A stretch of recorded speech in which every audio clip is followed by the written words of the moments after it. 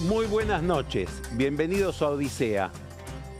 Hay una regla general de la política, de los gobiernos, es una regla que ya tiene bastante antigüedad, y es que ya no existe diferencia entre el momento de la campaña y el momento del gobierno, de la administración. Los gobiernos, para gobernar, viven haciendo campaña. Podríamos decir, siguen haciendo campaña. Esto es verdad en todos los casos, pero sobre todo es verdad en el caso del gobierno de Javier Milei por una razón bastante obvia. Y es que es un gobierno que por la forma en que llegó, por el momento histórico en que llegó, por lo que significa en esta coyuntura de la Argentina, carece de capital o de bagaje institucional.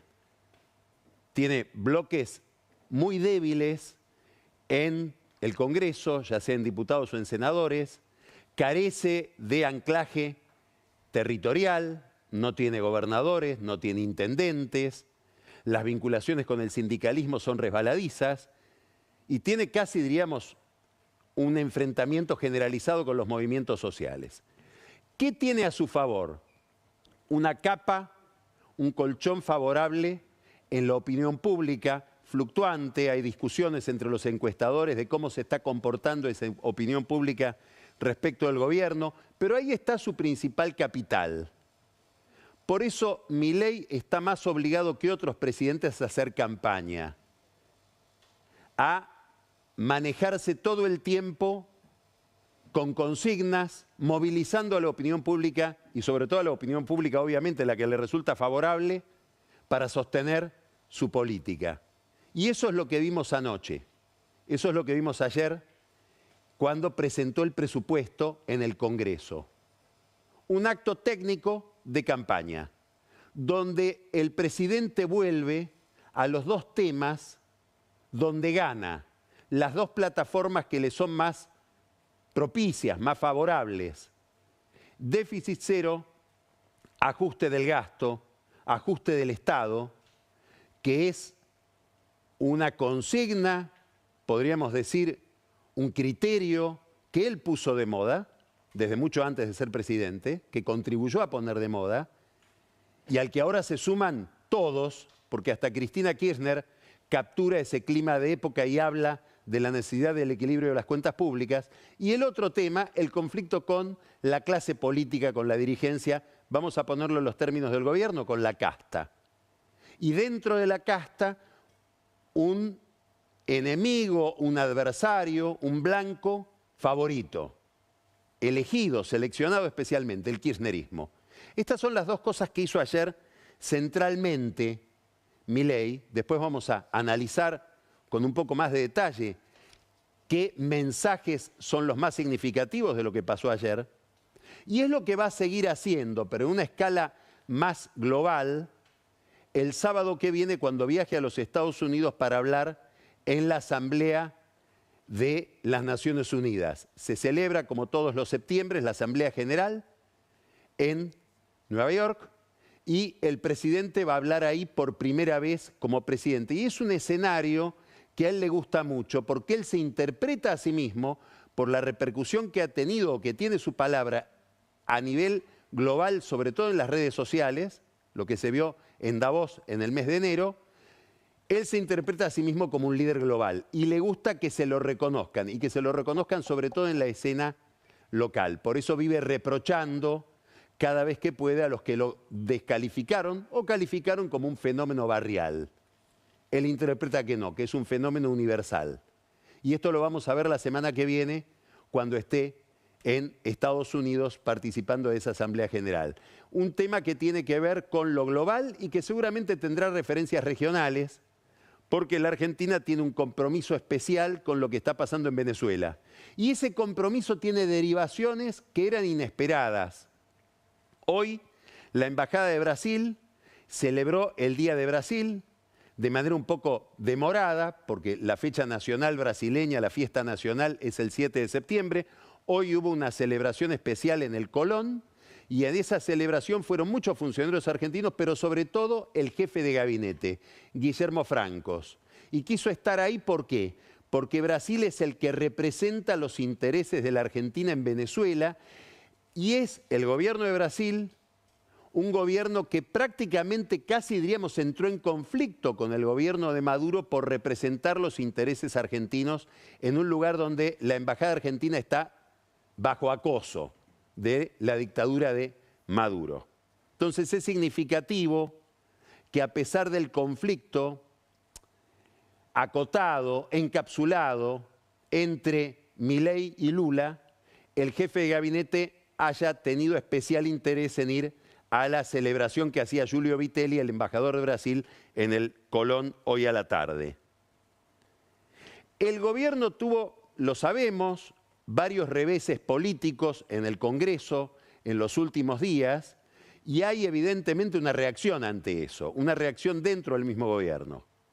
Es un gobierno que empieza a cerrar filas, a constituir una especie de scrum dentro del gabinete con eje o con una línea especial entre tres personas. Francos, al que acabo de mencionar, el jefe de gabinete, Santiago Caputo, que es el asesor principal del presidente, el mago del Kremlin, el encargado de diseñar esta política de comunicación, esta política de campaña permanente de Javier Milei, y una figura a la que hay que prestarle atención por la agenda que empieza el gobierno a desplegar, sobre todo en relación con la política, sobre todo en relación con las provincias, que es Lisandro Catalán. Es el subjefe de gabinete ligado o encargado de lo que sería el Ministerio del Interior. Mano derecha de Guillermo Francos en ese lugar. Era el segundo de Francos cuando Francos era ministro del Interior. Estos tres funcionarios son los tres funcionarios que están tratando de proveerle a Milei algo de lo que aparentemente ellos creen que carecía, y probablemente con razón, que es cierta capacidad de coordinación para los movimientos políticos, en especial en el Congreso. En el gobierno creen que hay una campaña mediática contra Santiago Caputo, creen que esa campaña está dirigida a perforar justamente la estrategia de comunicación o la repercusión de la comunicación del gobierno y creen que detrás de esa campaña hay una mano oculta que es la mano de Mauricio Macri que mantiene un conflicto sordo o soterrado, más o menos soterrado con Santiago Caputo. Por eso también piensan que hubo ayer un párrafo muy insistente en el mensaje de Milei, que es la defensa de la capacidad de gestión del gobierno. Milei enfatizó que es un gobierno con una gran capacidad de gestión, un equipo competente, idóneo, porque si no lo fuera, habríamos caído en la hiperinflación. Y es un mensaje muy obvio a el diagnóstico que suele pronunciar, que suele formular Mauricio Macri respecto del gobierno, que tiene severas recriminaciones contra la capacidad operativa del gobierno, contra la capacidad gerencial del gobierno. Vuelve entonces Milei a los argumentos con los que gana, a las peleas que gana, contra el Estado, contra el descalabro fiscal, que está detrás de la inflación, porque se ha venido financiando con emisión monetaria, y contra la casta. Y tiene una repercusión aceptable en los mercados. Lo que ha pasado hoy, más allá del contorno internacional que siempre tiene que ver con los movimientos financieros, mejoraron los bonos, mejoraron las acciones, mejoró en el sentido de que cayó la cotización de los dólares libres. Hay quienes asocian esto también a la incorporación, ya finalmente se incorporó, ayer estuvo en el Congreso, hoy fue anunciada su incorporación oficial ahora al gabinete económico de José Luis Daza, sobre el que hemos hablado muchas veces. Es un funcionario con una gran trayectoria en el mercado financiero de los Estados Unidos, en Wall Street, es chileno, nacido en la Argentina porque su padre, en el momento que él nació, estaba destinado como diplomático en la Argentina. El padre de Daza fue un diplomático estelar de la Cancillería chilena durante mucho tiempo. Bueno, Daza, que es una voz ortodoxa y muy clásica dentro de un gobierno que no es tan clásico, más allá de que sea muy ortodoxo, es interpretada su presencia por los mercados como un aporte, como algo que va a contribuir a pensar mejor la economía. Todo esto son detalles al lado de lo que estamos viendo en la última semana y lo que quiere enfatizar el gobierno como núcleo de su capacidad política, como ancla de este oficialismo. El ancla de este oficialismo desde hace algunos días, y probablemente es un mensaje que el gobierno quiere enfatizar delante de los inversores, de los que tienen miedo a la ingobernabilidad, está compuesta ese ancla de dos piezas: la capacidad de comunicación de Milei y la capacidad de veto de Milei. Y por eso es tan importante para el gobierno haber constituido un tercio de capacidad operativa en el Congreso, en el Senado y en diputados para bloquear la posibilidad de que el Congreso pueda insistir frente a eventuales vetos del presidente contra leyes que afecten el equilibrio fiscal. Esto es central, digamos, el gobierno tiene que demostrarle a la sociedad y al mercado que la política fiscal la sigue manejando Milei y no una coalición opositora que ponga en riesgo esa política. Y para eso el gobierno cuenta con la capacidad de veto que está amenazada por la posibilidad de que se formen 2/3 que volteen un veto. Bueno, por eso era tan importante constituir ese tercio, que se constituye a partir de la disidencia de un grupo de diputados radicales que fueron expulsados del radicalismo en una medida inédita por la Convención Nacional. Y esto desató hoy a la tarde una polémica dentro del radicalismo. ¿Por qué es interesante este punto? ¿Por qué es interesante esto que está ocurriendo? Porque esta polémica dentro del radicalismo reproduce en ese partido las mismas polémicas que hay dentro del peronismo. Después Daniel Vilota nos va a hablar de esto, de cómo en el peronismo se está constituyendo una especie de nueva ala que puede dialogar con el gobierno, algo como lo que llamaba Massa la vieja avenida del medio, no sabemos si con Massa o sin Massa. Es importante porque también el PRO hay matices respecto de la relación con Milei que se expresan en dos personas, en Patricia Bullrich y Mauricio Macri. Es importante porque vemos un estado de fragmentación en la política argentina. Y esto se expresa hoy en el radicalismo en relación con esta sanción de la Convención Nacional contra los diputados que colaboraron para que Milei pueda sostener su veto. Y son dos figuras muy importantes, muy conectadas entre sí, las que salen a pronunciarse hoy. Uno es Alfredo Cornejo, que fue presidente del partido, que fue presidente del bloque de senadores radicales y que hoy es gobernador de Mendoza. Un hombre de muy buena relación con la Casa Rosada. ¿Qué dice Cornejo? Dice en este tuit: la política de mayorías populares no es para sectas, ni se hace con purgas. La UCR no es una agrupación universitaria, es un partido nacional. Esta decisión está mal. Le pido a las autoridades del partido que asuman la tarea de conducir, no que sean la voz de una facción. Lo dice por la resolución de la Convención Nacional y probablemente esté apuntando también a Lustó, a Martín Lustó. Y detrás de Lustó a el líder del radicalismo de la capital, Emiliano Jacobiti, que está muy ligado a la política universitaria. De hecho, es el vicerrector de la Universidad de Buenos Aires. Sobre este tuit de Alfredo Cornejo se monta el presidente del bloque radical de diputados, que es Rodrigo de Loredo, que dice lo mismo, pero dice algo más. Dice: no es la primera vez que hay disidencias, que hay diputados radicales que votan con el gobierno o que votan contra el gobierno en contra del resto del bloque. También se está refiriendo a diputados vinculados a Lustó, que han tenido su propia política dentro del bloque que preside de Loredo. Y de Loredo está diciendo algo más: no quiero que la convención se meta en el bloque que yo presido. Es decir, que esta decisión abre una nueva grieta dentro del radicalismo que tiene que ver con el mayor o menor distanciamiento de ese partido respecto de Javier Milei. El gobierno realiza este acto de ayer pensando en la campaña, insisto con esto, y no solamente por las consignas, sino por la escenografía. ¿Quién salió a explicar las medidas del gobierno? ¿El ministro de Economía? No. ¿Quién salió a explicar el presupuesto? Los números finos. José Luis Espert. Sí, hay una justificación institucional, es el presidente de la Comisión de Presupuesto y Hacienda, es la voz del gobierno en el Congreso para el tema presupuestario, pero hay otra razón, no tan explícita. Hasta hoy, y probablemente durante mucho tiempo más, es el candidato del gobierno para encabezar la lista de diputados nacionales el año que viene en la gran batalla. La gran batalla es la elección de la provincia de Buenos Aires.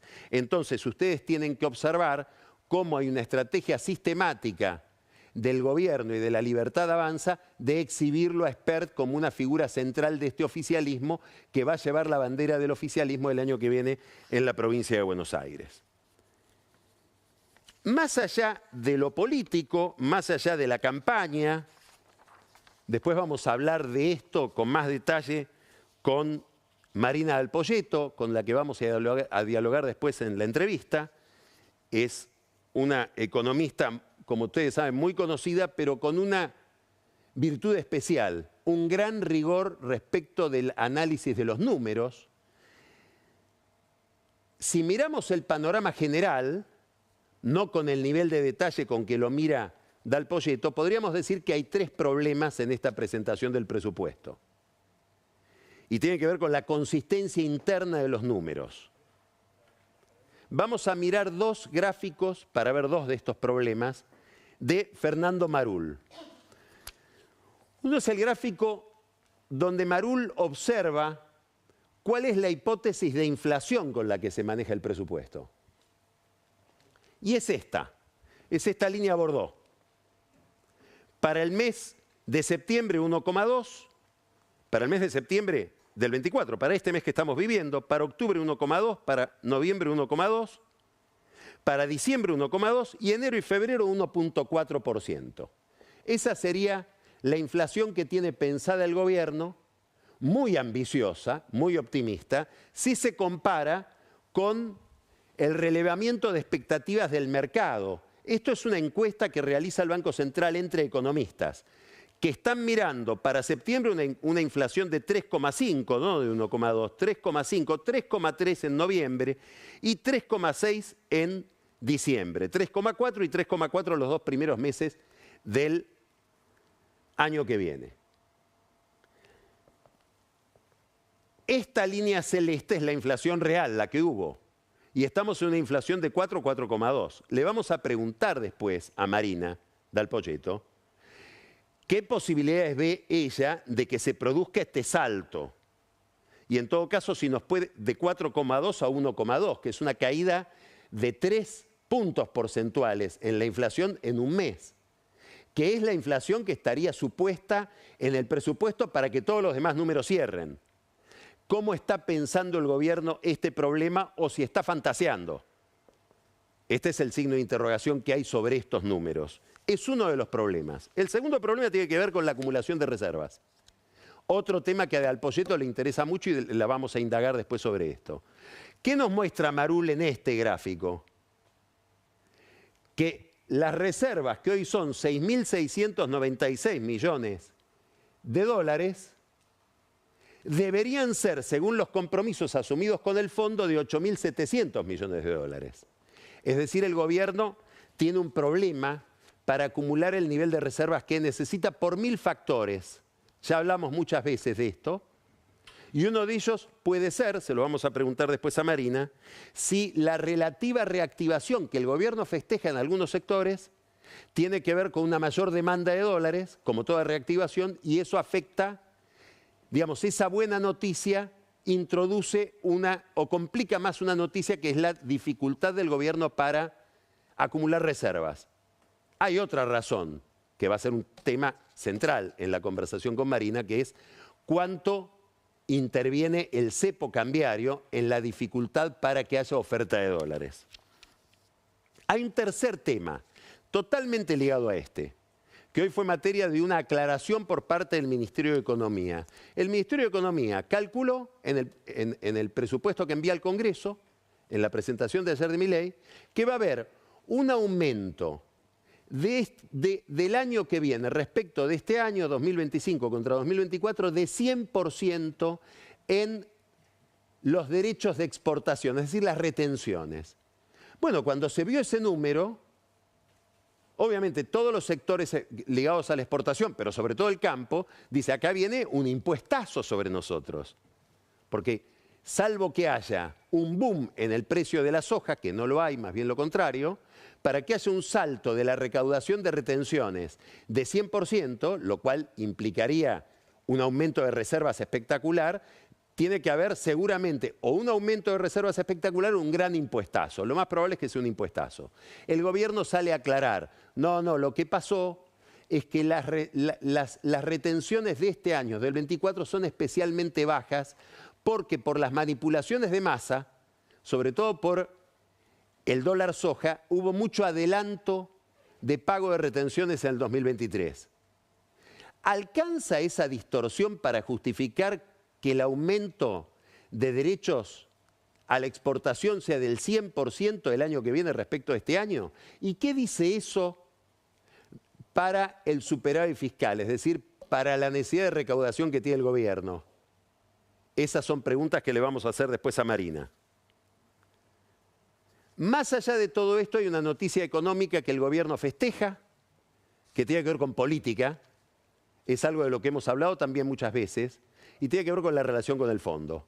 Finalmente, Rodrigo Valdés, que es nada menos que el director del Fondo Monetario Internacional para lo que se llama Departamento o Hemisferio Occidental, es decir, América, fue desplazado de la negociación con la Argentina.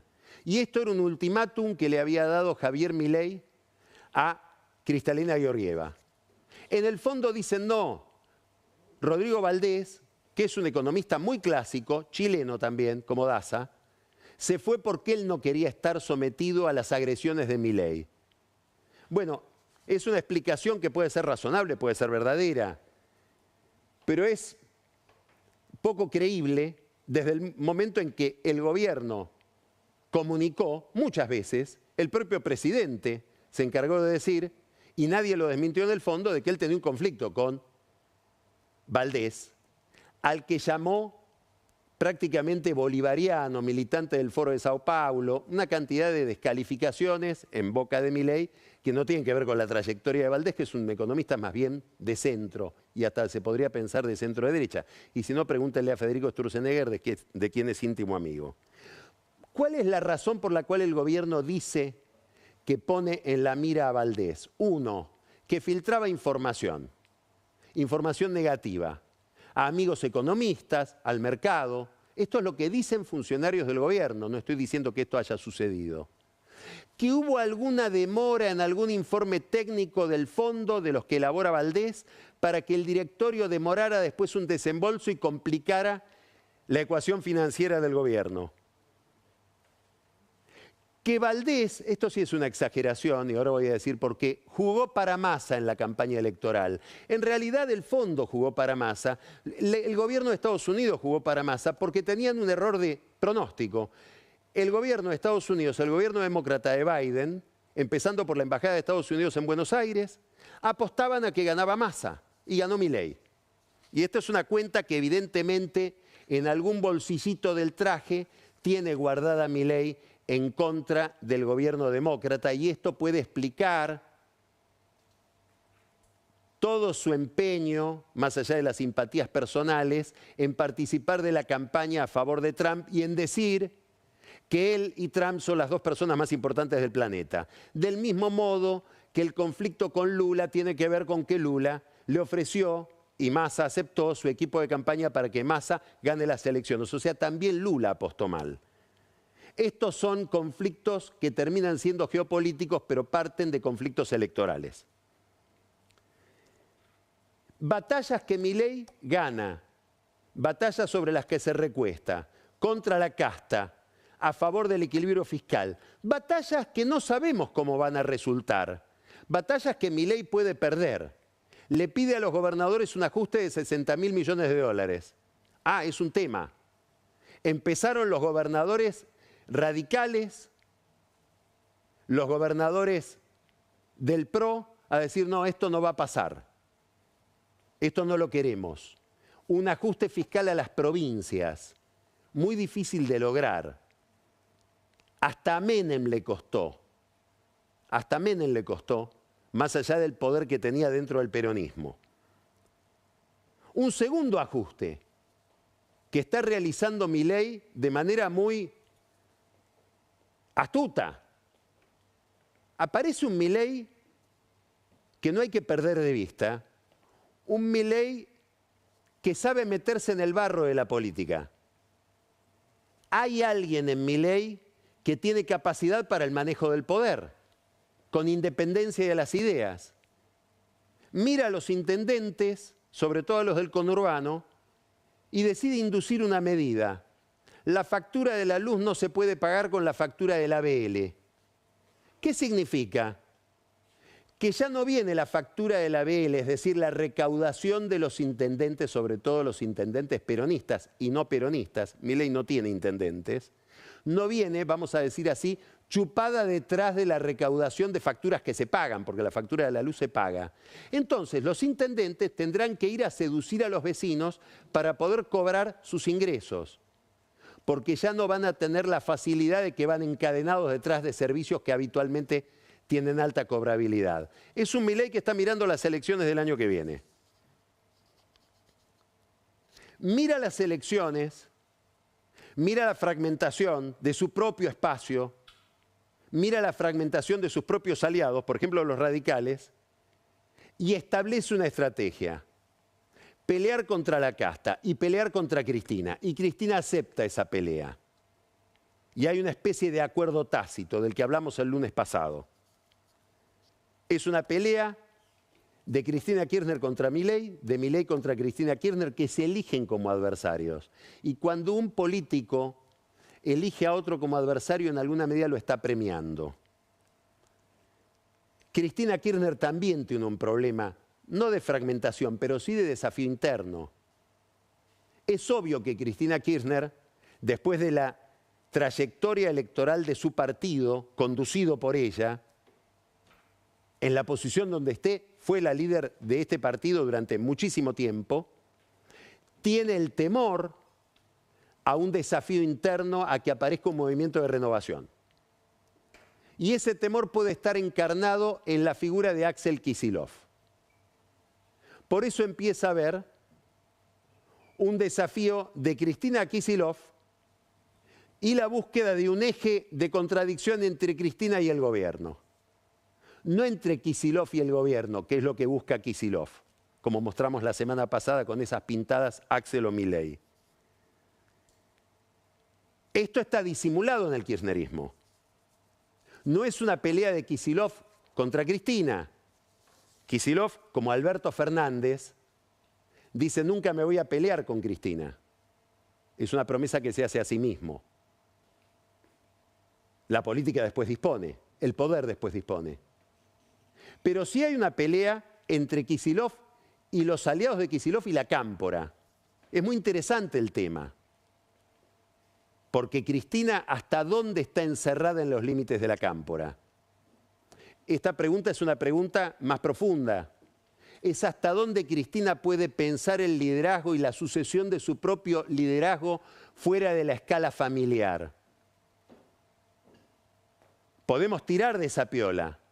Podemos preguntarnos qué habrá visto Cristina en Cuba cuando vivió en Cuba asistiendo a su hija, porque mientras ella estaba en Cuba se estaba dando en Cuba un proceso de sucesión no familiar, que es de los Castro a Díez-Canel. Ahí está Kicillof esperando que se dé ese proceso y Cristina privilegiando la relación con su hijo. Cristina, que es la que se hizo dar el bastón de mando por Florencia Kirchner cuando Néstor había fallecido. Bueno, sobre este telón de fondo, que es el telón de fondo de la sucesión eventual, resistida del liderazgo de Cristina, hasta ahora no hay nadie que pueda ganarle, aparecen conflictos muy interesantes. Jorge Ferraresi, hablamos la semana pasada, intendente de Avellaneda. Fue a hacerle un acto en contra a Mayra Mendoza en Quilmes, La Cámpora. Fue a hacerle un acto en contra a Julián Álvarez en Lanús, La Cámpora. Ahora le contestan, le inician una causa judicial esos dos intendentes por la relación de Avellaneda con el puerto de Dock Sud, que es de lo que vive Avellaneda, porque la recaudación del puerto es lo más importante por las prestaciones justamente de los servicios municipales. Y le piden algo delirante, que es que pague Avellaneda por su puerto, por los camiones que transitan generando daño ambiental entre Quilmes y Lanús. Es decir, empezaría a pensarse, La Cámpora tiene esa idea, de un impuesto por el daño ambiental de camiones que circulan. ¿Tendrá que pagar Jorge Macri por los camiones que circulan hacia Aeroparque o hacia el puerto? No importa si es razonable o no la idea, lo que importa es que hay una pelea desatada entre kirchneristas como Ferraresi, que es el Instituto Patria, y La Cámpora. Y Ferraresi, además de ser el Instituto Patria, es Kicillof. Hay una especie de paranoia también por parte del gobierno bonaerense. Dice, cada vez que organizamos un acto, el día anterior aparece Cristina. Organizamos un acto en San Vicente para celebrar en la quinta de San Vicente, donde están los restos de Perón, la figura de Perón. El día anterior, Cristina le da una entrevista a Pedro Rosenblatt en Gelatina. Rosenblatt le hace una entrevista, ¿para qué? Para hablar de Perón. Ahora teníamos pensado un acto que pensábamos hacer en la costa, en Santa Clara del Mar. Cristina hace un acto el mismo día para que le den un doctorado honoris causa en la Universidad de Merlo. Y dicen algo más, dicen que para ocupar el centro de la escena y no tener competencia, le tuvo que pedir a su cuñada, Alicia Kirchner, que postergue un doctorado honoris causa que le iban a dar después, también a ella, muy trabajosamente obtenido durante meses de gestión de su equipo de promoción, de publicidad, en la Universidad de Lanús. Entonces, en el gobierno provincial dicen, ¿hay una tarea sistemática de Cristina o de La Cámpora para minar nuestra campaña? ¿Cuánto tiene que ver en eso Nacho Saavedra, socio eterno sociopolítico, no estamos hablando de cuestiones comerciales, de Guado de Pedro, en una empresa de organización de actos, de organización de eventos? Bueno, no es Nacho Saavedra en realidad ya está viviendo en Miami con todo lo que recaudó durante el gobierno anterior. Estamos hablando de Santiago Alfiz, que organiza los actos de Cristina y los actos de Kicillof. Entonces hay quienes dicen en la provincia, ¿no será este el que le pasa la información a Cristina de todo lo que estamos haciendo para que después nos boicotee? ¿Doble agente? Son vivos los chicos de La Cámpora. ¿Cuánto que aprender? ¿Cuánto que aprender?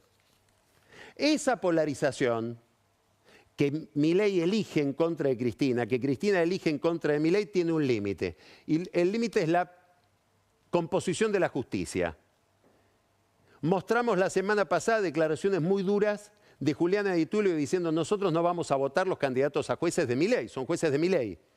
Estamos en la vereda de enfrente. Hablaba del hijo y de García Mansilla. Importante Juliana Di Tulio porque es la encargada de este tema en el Senado por parte de una delegación de Cristina. Ahora, hoy José Mayans, el presidente del bloque, formoseño, nadie habló con nosotros.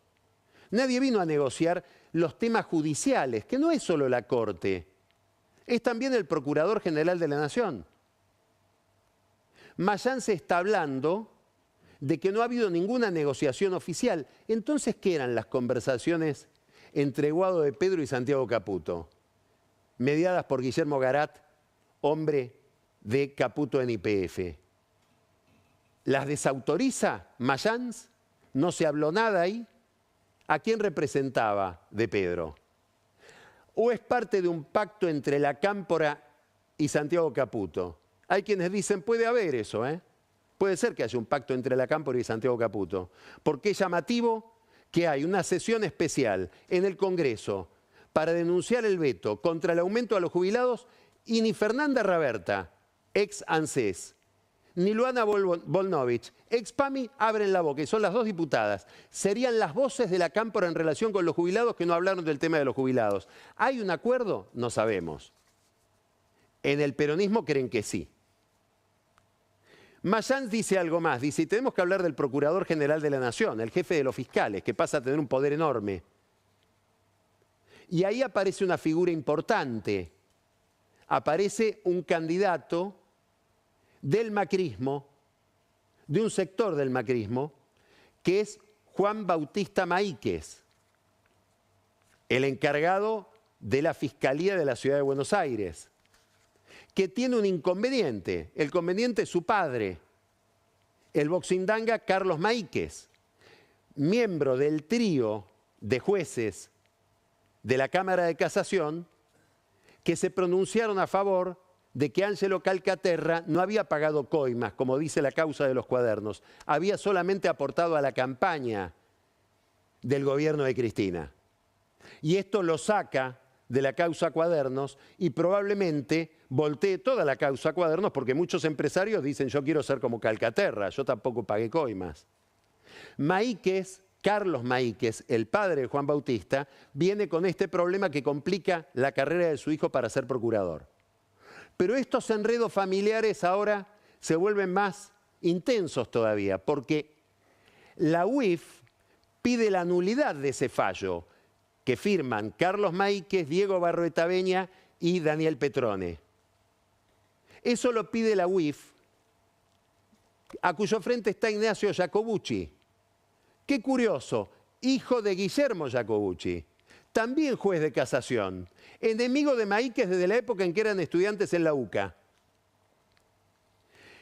¿Cae ese fallo? ¿O los tres jueces que lo firmaron van a aprovechar este pedido de nulidad y van a revisar la situación de Calcaterra? Y Calcaterra va a terminar siendo finalmente alguien que pagó coimas. ¿Es un gesto de Carlos Maíquez hacia el kirchnerismo para que su hijo pueda prosperar como Procurador General de la Nación en una carrera dificultosa? Cristina Kirchner no los quiere a los Maíquez. Guado de Pedro sí, porque es amigo de ellos de Mercedes. Todo este enredo tiene que ver con el poder que se discute en la justicia. En una justicia contaminada, en una justicia impugnada. Y si no, vayan al CIADI, al Tribunal de Controversias del Banco Mundial, donde la firma Abertis ahora reclama más de 200 millones de dólares, reprochando, entre otras cosas, procedimientos absolutamente arbitrarios del entonces juez Rodolfo Canicova Corral en contra de esa empresa por una renegociación de tarifas de autopistas. ¿Por qué? Porque Canicova Corral se quería vengar del macrismo y de los funcionarios del macrismo porque no le habían firmado una prórroga en su situación de juez sometido a la jubilación. Terminó jubilado. Ahora el Estado argentino tal vez tenga que pagar 246 millones de dólares por el comportamiento de ese ex juez.